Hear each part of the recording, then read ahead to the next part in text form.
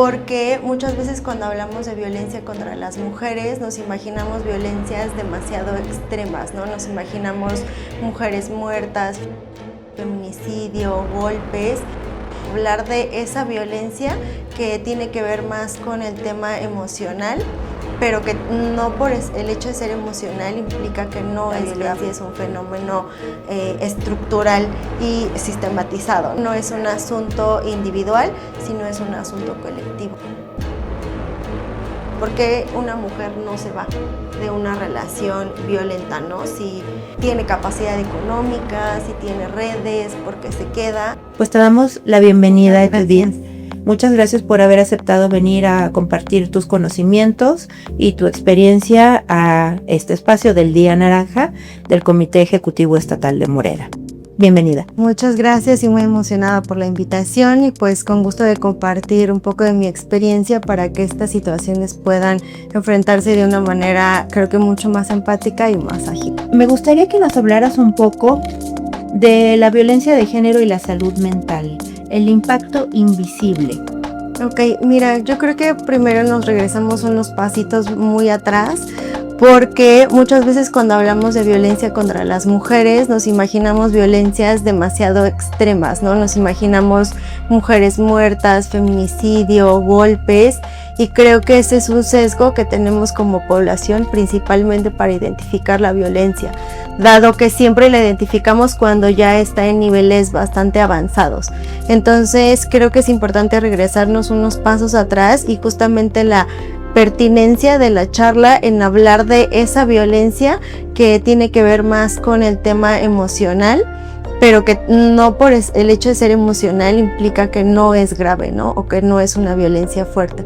Entonces, primero me gustaría enmarcar dentro de lo que nosotros consideramos como violencias contra las mujeres.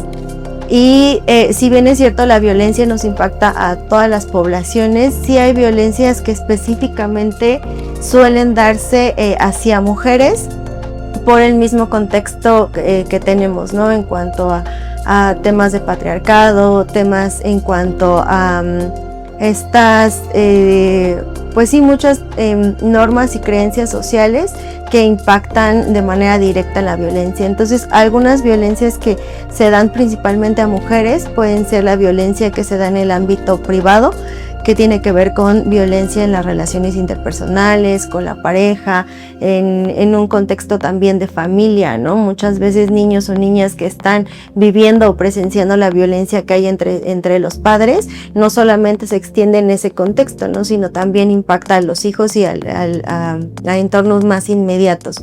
La violencia sexual también es un tipo de violencia que nos pega más a las mujeres.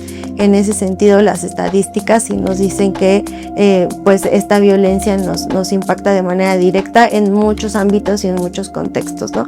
Ahí puedo meter la violencia sexual que se ejerce, por ejemplo, en contextos de guerra, que también las mujeres somos principal objeto, estas violencias también que tienen que ver con trata de personas, explotación sexual, que se dirigen mucho hacia la población de las mujeres, violencia simbólica, violencia en medios de comunicación, violencia digital también son algunas de estas violencias que podría decir que nos impactan de manera como mucho más específica a nosotras. Y en ese sentido, pues entonces consideramos que la violencia es un fenómeno estructural y sistematizado, ¿no? No es un asunto individual, sino es un asunto colectivo, ¿no? Y en términos estadísticos, pues la violencia nos impacta mundialmente. Sin embargo, sí es una realidad que México tiene estadísticas de violencia pues mucho más altas, ¿no? En cuanto a temas de feminicidio, desaparición de mujeres, como lo que hemos visto actualmente, temas de violencia sexual, que también los estudios nos dicen que se ha disparado la violencia sexual contra las mujeres en lugar de ir disminuyendo, a pesar de los esfuerzos que se dan por disminuir la violencia. Entonces, en ese sentido, pues esta violencia nos impacta de manera progresiva, ¿no? Entonces, creo que una de las respuestas, antes de irnos como a la sintomatología, puede ser, por ejemplo, que cuando analizamos la violencia, muchas veces la analizamos con sus síntomas, ¿no? Yo te podría decir estrés, ansiedad, pero creo que es importante empezar a pensar cómo se empieza a gestar desde un inicio de la violencia.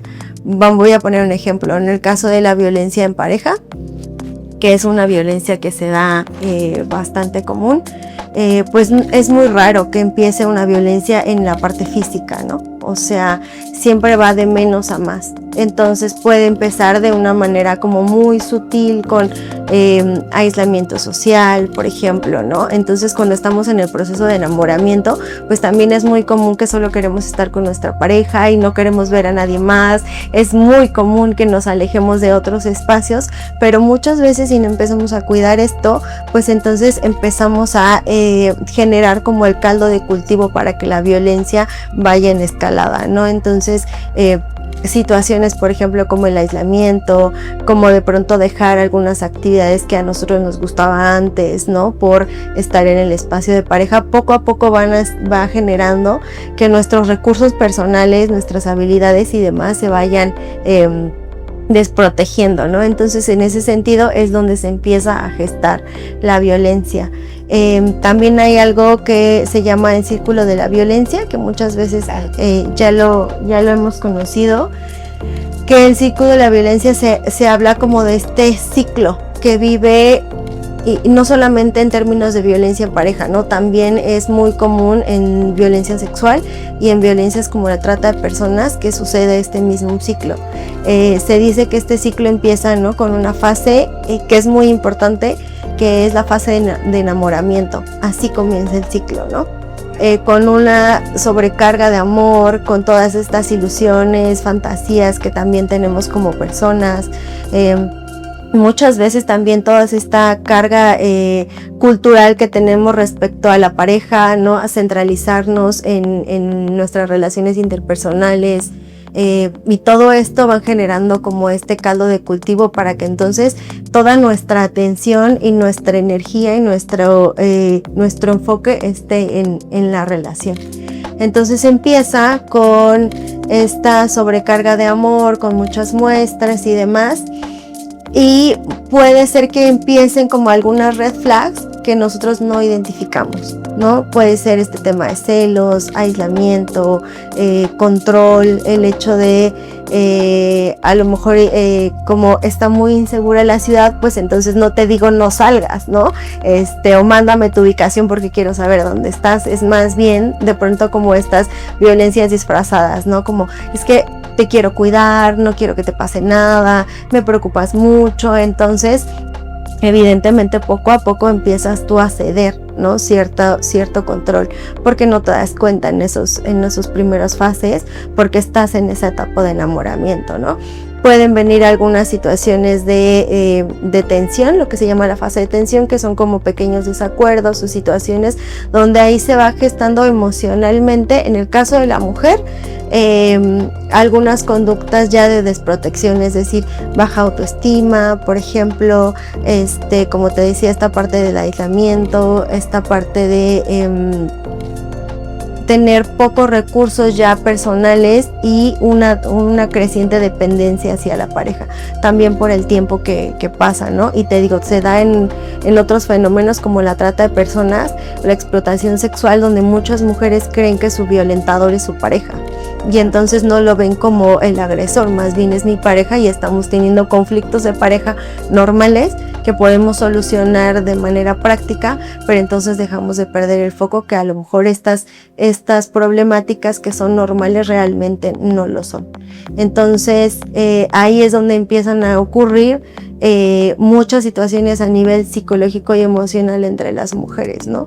Muchas veces decimos, ¿por qué una mujer no se va de una relación violenta, ¿no? Si tiene capacidad económica, si tiene redes, ¿por qué se queda?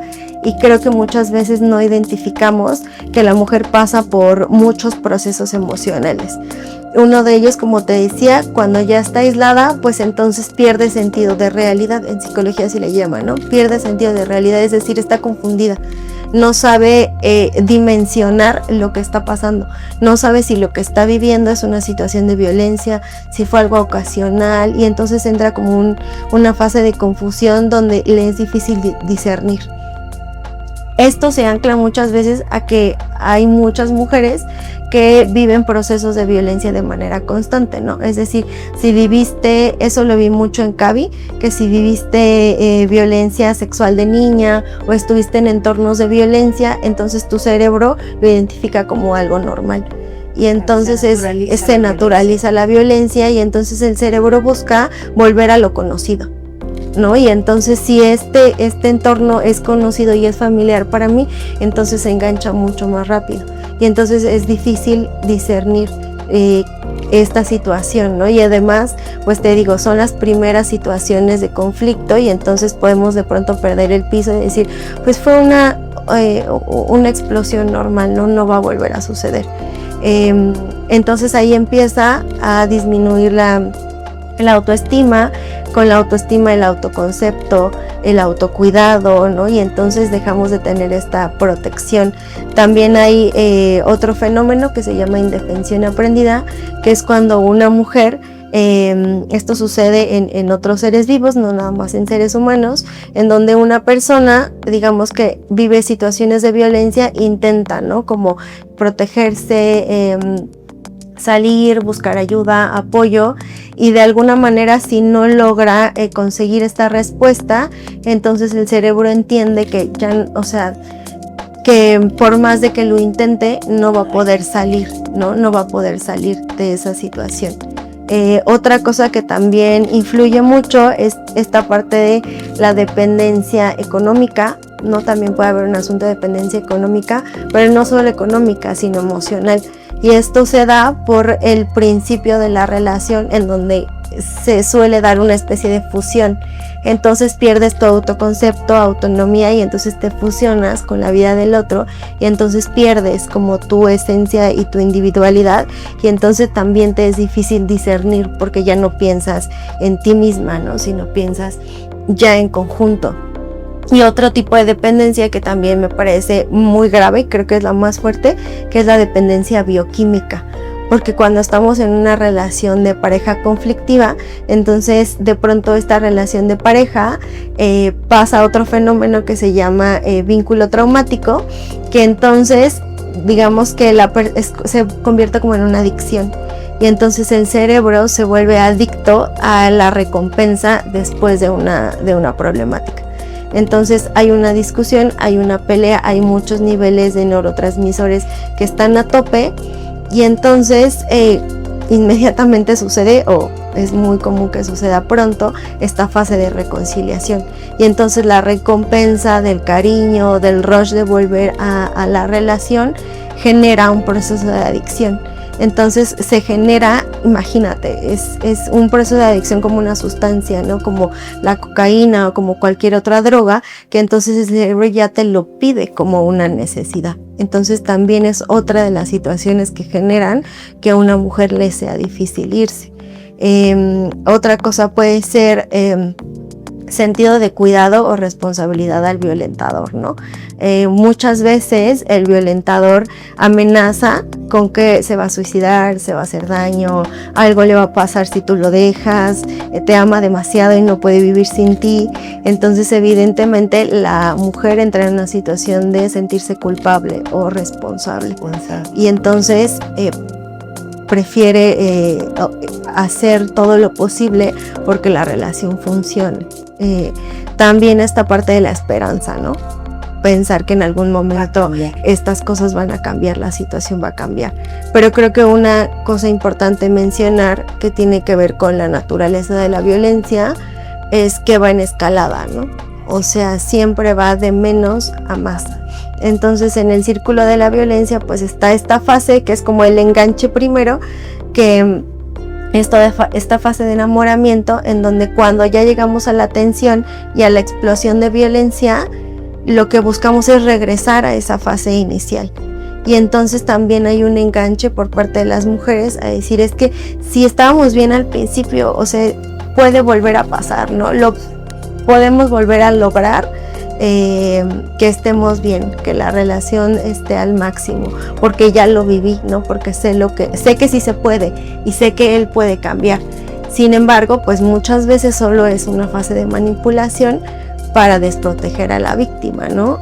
Había escuchado, no recuerdo el nombre de una terapeuta, pero ella decía que la violencia física por parte de un maltratador es un error, ¿no? Es ya un violentador que no tiene mucha autogestión de sus emociones, porque ella decía un buen violentador, hablando, ¿no? O sea, un buen violentador no llega a los golpes, ¿no? Su violencia es mucho más indirecta, ¿no? Y ahora, cuando ya se está empezando más a hablar de violencia, que ya la violencia física es mucho más visible y es más conocida, entonces es muy común que las estrategias se hagan mucho más sofisticadas. Entonces ya nos vamos más como esta parte de estas violencias invisibles, ¿no? Menosprecio, humillación, el hecho de no permitir que estés como en espacios donde tengas redes de apoyo, no espacios laborales donde tengas una autonomía. Y entonces poco a poco empiezan a coartar, y entonces imagínate, ¿no? O sea, más allá de síntomas, una mujer que está en una situación en donde a lo mejor ya no trabaja, está al cuidado de los hijos, muchas veces también esos estereotipos, ¿no? De no me quiero divorciar, no me quiero ir, no quiero fracasar, el matrimonio es para siempre, yo tengo que luchar por mi matrimonio, no quiero que mis hijos se queden sin papás, ¿cómo le voy a hacer? ¿Cómo voy a enfrentar el fracaso, ¿no? El fracaso. Las explicaciones, ya estábamos bien en familia, ya conocía a su familia, ya me conocían a mí, ¿no? El vínculo, y romper con todo esto es muy difícil, ¿no? Sobre todo por los estereotipos y la carga que tenemos cultural, ¿no? Sobre todo en México, de lo que significa tener una familia, y que creo que todavía no hemos avanzado en el hecho de descentralizar la relación de pareja, ¿no? Creo que ese es un problema, y hace poquito estaba preguntándome cómo muchas veces a las mujeres se nos introyecta como objetivo una boda, ¿no? La boda y cuando yo me case, y entonces y todo el sueño y demás, y de pronto decía, bueno, ¿y qué pensamos que iba a pasar si me casaba, ¿no? O sea, ¿qué iba a cambiar si yo me casaba, ¿no? Iba a tener porque también el hecho de estar en una relación de pareja pues implica tiempo, trabajo, dedicación, esfuerzo, muchas cosas, pero entonces muchas veces no lo vemos así. Entonces creo que la violencia es muy compleja, porque es un fenómeno multicultural, multicausal, dimensional, no el hecho de que haya violencia psicológica significa que no va a haber violencia física, económica. O sea, muchas veces la violencia está mezclada, no es que identifiques una u otra. Muchas veces va, dependiendo del vínculo, va cambiando, se va transformando, va habiendo otro tipo de violencias, ¿no? También hace poquito escuchaba que una mujer decía, yo pensé que la violencia económica solo era cuando tu pareja no te daba dinero, pero pues yo lo mantengo. Y entonces decía, no me había percatado que también violencia económica es que yo todo el tiempo esté poniendo dinero y no esté recibiendo una retribución equitativa, ¿no? en la pareja. Entonces sí es un fenómeno bastante complejo de analizar, y también el acompañamiento requiere su especialidad, porque también puede ser muy complejo. ¿Nos puedes hablar un poco de la carga mental, de la autoexigencia, de la violencia estructural, ¿no? Y que esto que parece que es algo externo, las implicaciones en nuestra salud mental. Ok, pues mira, creo que tiene que ver mucho con, creo que es estructural, porque hay demandas hacia las mujeres, ¿no? Recordemos que anteriormente se decía que estábamos nosotras como a cargo del espacio privado, ¿no? Que implica el cuidado de la casa. El cuidado de la casa, la responsabilidad de los hijos, el hogar y demás, que es una chambota, ¿no? O sea, el hecho de estar en la casa no significa que no estés haciendo nada, porque muchas veces ese trabajo de casa, que implica la maternidad, que implica el cuidado, que implica la atención, la logística, compras y todo lo que tiene que ver con esto, pues es bastante pesado para la mujer en sí mismo, ¿no? Sin embargo, en la actualidad, en estas fechas, aunado a ese espacio que ya teníamos de lo privado, también al salir al espacio público se vuelve otra carga mucho más fuerte, ¿no? En términos de que ahora ya no solo tienes que ser mamá, sino también eres una mujer profesional, trabajadora, y entonces tanto la sociedad como evidentemente siempre vamos de lo macro a lo micro y de lo micro a lo macro, ¿no? Se retroalimenta. Entonces, en términos sociales, pues está esta exigencia que no solo tienes que ser ahora buena mamá, buena ama de casa, buena esposa, sino que además pues ya estamos en el espacio público, ¿no? Y entonces también tienes que ser buena profesionista, exitosa, pero aparte tienes que verte bien, ¿no? Porque no dejamos de tener este estigma, ¿no? De cómo la sociedad te debe de percibir, ¿no? Con cierto cuidado, con ciertas normas también sociales, y entonces son esas múltiples cargas, ¿no? Que vienen de hacia arriba y que nosotros las introyectamos a través de medios de comunicación, la familia, amistades y todo esto. Y entonces nosotras al introyectarlas, pues evidentemente tenemos una sobrecarga, ¿no? Emocional y mental. Por esta necesidad de cumplir con esta exigencia. Sin embargo, todavía no estamos en un nivel social en donde podamos tener una equidad, ¿no? En cuestión de la distribución de roles en trabajo. Ni siquiera tenemos trabajo remunerado, ¿no? Sí. Entonces, imagínate, ¿no? En el caso a mí me tocó trabajando en internados, donde muchas madres tenían que internar a sus hijas porque eran mamás solteras, ¿no? Y entonces tenían trabajos que eran de jornadas muy extensas, ¿no? De seguridad, de limpieza y demás, donde no podían cuidar a sus hijas o a sus hijos.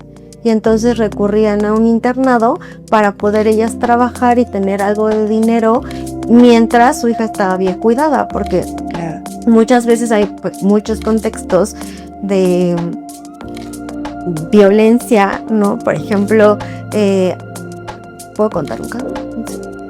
Un caso, por ejemplo, que a mí me resonó mucho, que era de una mamá que trabajaba en seguridad, vigilancia, que son turnos de 24 por 48, no sé, unos turnos bastante extremos, y solo le daban un día y medio de descanso, ¿no?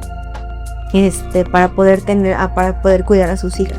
Ella llegó a la institución solicitando apoyo para el cuidado de 2 niñas, porque ella vivía en las periferias de la ciudad.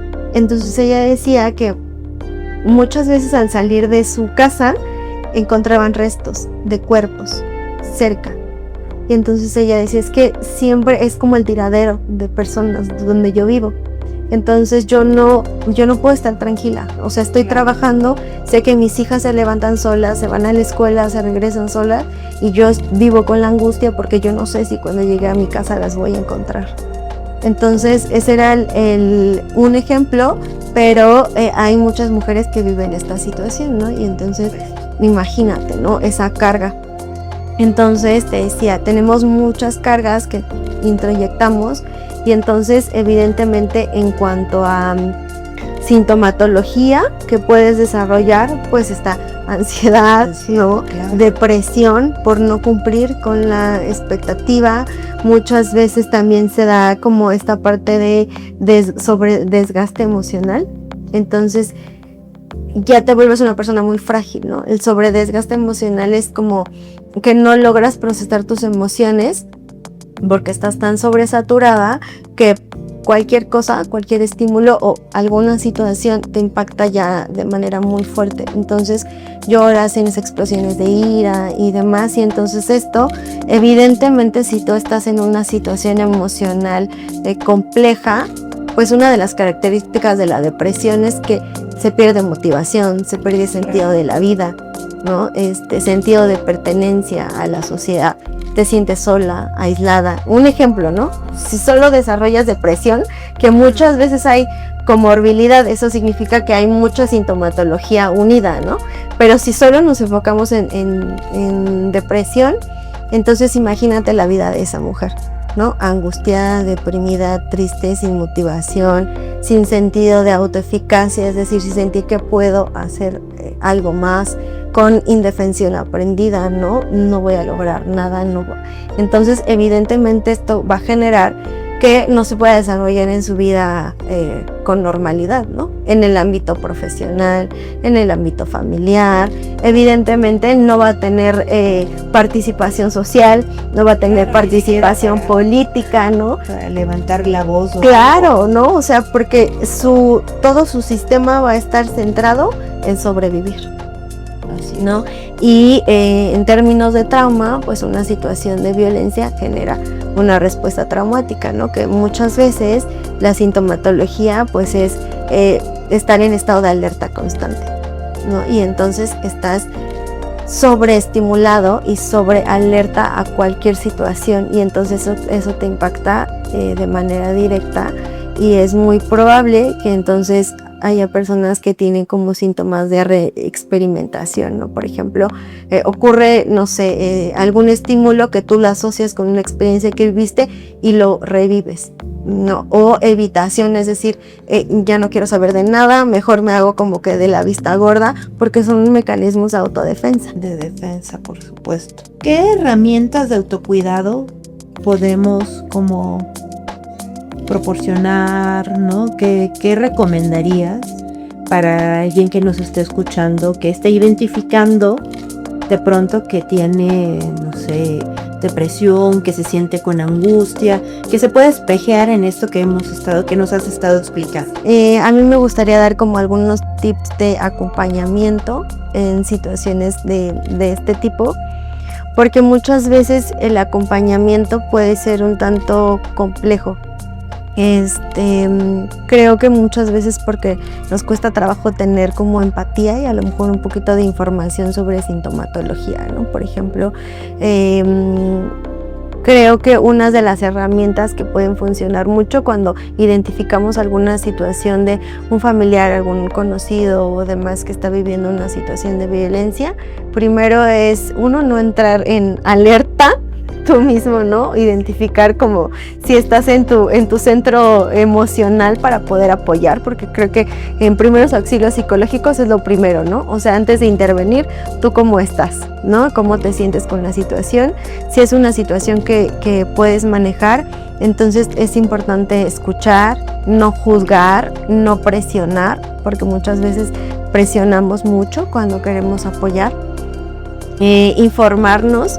Creo que si conocemos de un caso primero, antes de intervenir, va a ser importante informarnos nosotros, ¿no? Justamente qué situación, qué tipo de delito, qué tipo de situación, qué nivel de riesgo está la persona, cuáles son sus redes y qué puedo aportar yo, ¿no? Qué alcaldía me toca, y demás, o sea, como muy local, ¿no? Y muy cercano a la víctima, y entonces ahí sí nos podemos acercar, pero ya con información y con ciertas bases para poder apoyar a la persona.